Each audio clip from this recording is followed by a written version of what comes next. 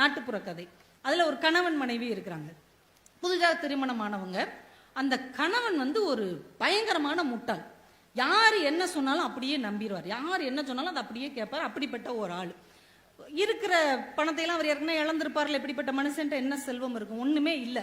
இந்த மனைவி பார்த்தா வீட்டுல ஒரே ஒரு மாடு இருந்தது. கணவனை கூப்பிட்டு சொன்னா, என்னங்க இந்த மாடை ஒரு நல்ல விலைக்கு வித்துட்டு வாங்க. இந்த மாடை வித்துட்டு நீங்க கொண்டு வர்ற காசை வச்சு நான் ஏதாவது ஒரு சின்ன தொழில் வீட்டு பக்கத்திலேயே தொடங்கி நம்ம பிழைக்கிறதுக்கு ஒரு வழி செய்யறேன். அவ புத்திசாலி மனைவி. சரிம்மா, கண்டிப்பா செய்யறேன், கவனமா கேளுங்க, நல்ல விலைக்கு வித்துட்டு வரணும் என்ன அப்படின்னு மாடை கொடுத்து வாசல் அனுப்பி வைக்கிறான். பக்கத்துல ஒரு பெட்டி கடைக்காரர் இருக்காரு, இவங்க வீட்டுக்கு அடுத்தவர்.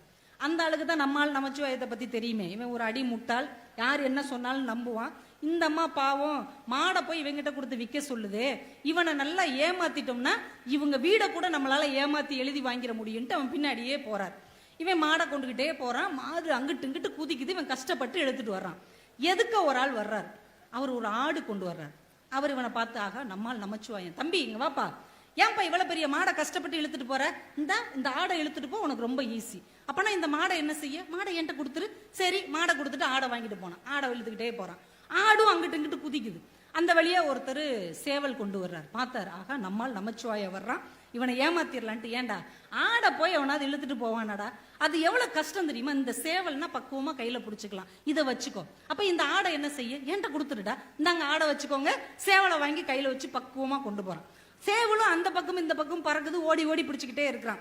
போகும்போது ஒரு டீ கடைக்காரர் பாக்குறாரு. டே என்னடா பண்ற அப்படின்னு. இல்ல, இந்த சேவல் அங்கிட்டு இங்கிட்டு பறக்குது, சந்தைக்கு எடுத்துட்டு போய்கிட்டு இருக்கேன். இங்க வாடா, சேவல்னா பறக்கத்தாண்டா செய்யும், இந்த முட்டையை எடுத்துட்டு போ, ஒரு பிரச்சனையும் இல்லாம இருக்கும், கொடுங்க அப்படின்னு சொல்லி முட்டையை வாங்கிட்டு போயிட்டே இருக்கிறான். இன்னொரு கடைக்காரர் ஒரு டீ ஆத்திக்கிட்டு இருந்தார். பார்த்தார், ஆகா முட்டையோடு போறான். நாட்டுக்கோழி முட்டை மாதிரி இருக்கு, 12 ரூபாய். ஒரு டீ 5 ரூபாய் தான். இவனை ஏமாத்திரலாங்க, வாடா முட்டையை எதுக்கிட்ட எடுத்துட்டு போற? அதான் எனக்கே தெரியல ஏன் முட்டையை எடுத்துட்டு போறேன், கொடு முட்டையை இங்க வச்சுட்டு இந்த டீயை சாப்பிடு அப்படின்னு டீயை கொடுக்குறான். அவன் சந்தோஷமா டீ குடிச்சிட்டு இருக்கிறான்.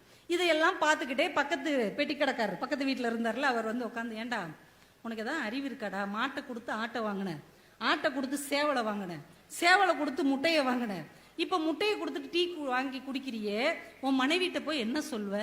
ஆமா நான் என்ன சொல்வேன் அப்படின்னா, நீ இப்ப என்ன சொன்னாலும் உன் மனைவி உன்னைய திட்டி உன்னை அடிச்சு துரத்தி விட போறா, உன் வாழ்க்கையே முடிய போகுது. இல்ல அப்படிலாம் ஆகாது, என் மனைவி என்னை திட்டவே மாட்டா, கோவிக்க மாட்டா, விரட்ட மாட்டா.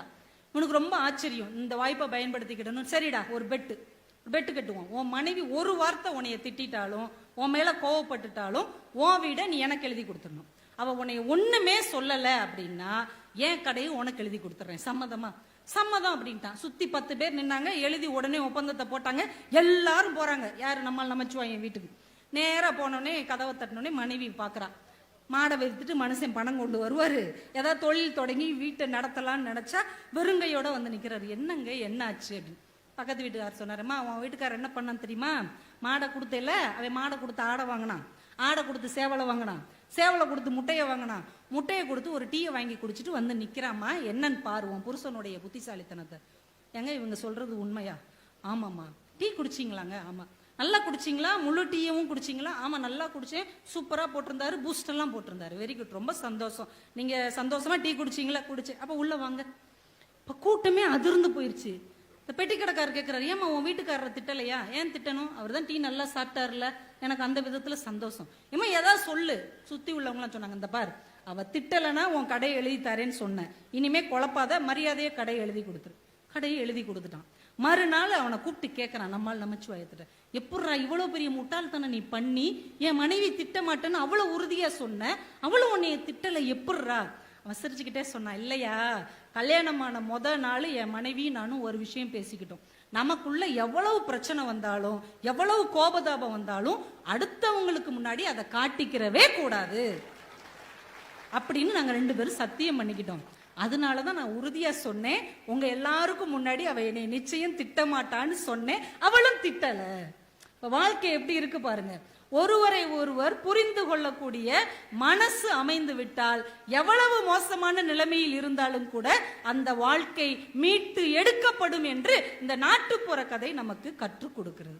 இன்னைக்கு நம்ம குடும்பத்துல பெரிய பிரச்சனைகள் வருவதற்கு அடிப்படை காரணமே குடும்ப பிரச்சனைய அடுத்தவங்ககிட்ட போய் சொல்றது. மூணாவது மனுஷன்ட்ட போய் நீதி தேடுறது, நாலாவது மனுஷன்ட்ட போய் நியாயம் கேட்கறது. தயவு செஞ்சு அதை பூரா ஒரு அள்ளிரப்பரை வச்சு அழிச்சிட்டு, எவ்வளவு பிரச்சனை வந்தாலும் கணவன் மனைவி என்பவர்கள் தனித்துவமானவர்கள், அவங்க பிரச்சனை அடுத்தவர்களுக்கானது அல்ல என்று உங்க மனசுப்படி முடிவு செய்து விட்டீர்கள் என்றால், விவாகரத்து என்கின்ற மனமுறிவு என்கின்ற வார்த்தைக்கு இனிமேல் அர்த்தம் இல்லாமல் போய்விடும் என்பதை தயவு செய்து அடுத்த தலைமுறைக்கு கற்றுக் கொடுங்க.